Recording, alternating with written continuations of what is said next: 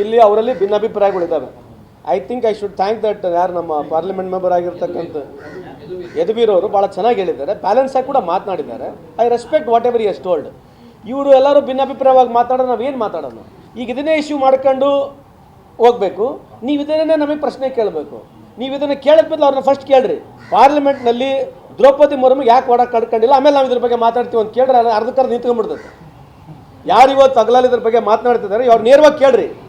ಇದನ್ನೆಲ್ಲ ಬಿಡಿ sir, parliament opening ಆಯಿತು, ನೀವು ದ್ರೌಪದಿ ಮುರ್ಮುನವ್ರು ಯಾಕೆ ಒಳಗೆ ಕರ್ಕೊಂಡು ಹೋಗಿಲ್ಲ, ಅವಳು ವಿಧವೆ ಅಂತ ಕರ್ಕೊಂಡು ಹೋಗಲಿಲ್ಲ ಅಮ್ಮ ಪಾಪ, ಅಥವಾ ಅವರು ಶೆಡ್ಯೂಲ್ ಟ್ರೈಬ್ ಅಂತ ಕರ್ಕೊಂಡು ಹೋಗಿಲ್ಲ, ಏನು ರೀಸನ್ ಅಂತ ಕೇಳ್ಬಿಡ್ರಿ. ಯಾರು ಹೋದ್ರು ಪಾರ್ಲಿಮೆಂಟ್ನಲ್ಲಿ? ಯಾರು ವಾಕ್ ಮಾಡಿದಾರೆ? ಯಾರು ಹಿಂದೆ? ಮೋದಿ ಸಾಹೇಬ್ರ ಹಿಂದ್ಗಡೆ ಒಂದು 20-30 ಜನ ವಾಕ್ ಮಾಡಿದ್ರಲ್ಲ, ಯಾರು ಅವರಲ್ಲ? ಯಾರು ಅವರು? ಏನು ಸಂವಿಧಾನದಾಗೆಲ್ಲ ಇದೆಯಾ ಅವಕಾಶ?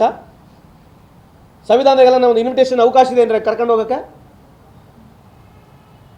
ಏನ್ರಿ ಅವಕಾಶ ಇದೆ ಹಂಗೆ? ಮತ್ತು ಇದು ಯಾರು ಕೇಳಬೇಕು? ದಯಮಾಡಿ ಬಿ ಜೆ ಪಿ ಉತ್ತರ ಕೂಡ ಕೇಳ್ರಿ. ಇದಾದ್ಮೇಲೆ ಬಾನು ಅಂತ ಕೇಳ್ರಿ. ನೀವು ಅಲ್ಲಿವರೆಗೆ ದಯವಿಟ್ಟು ಕೇಳಬೇಡ್ರಿ. My request you please ask that question. If they answer appropriately according to you, then you ask Banu Mushtaq ಕೊಡ್ರಿ.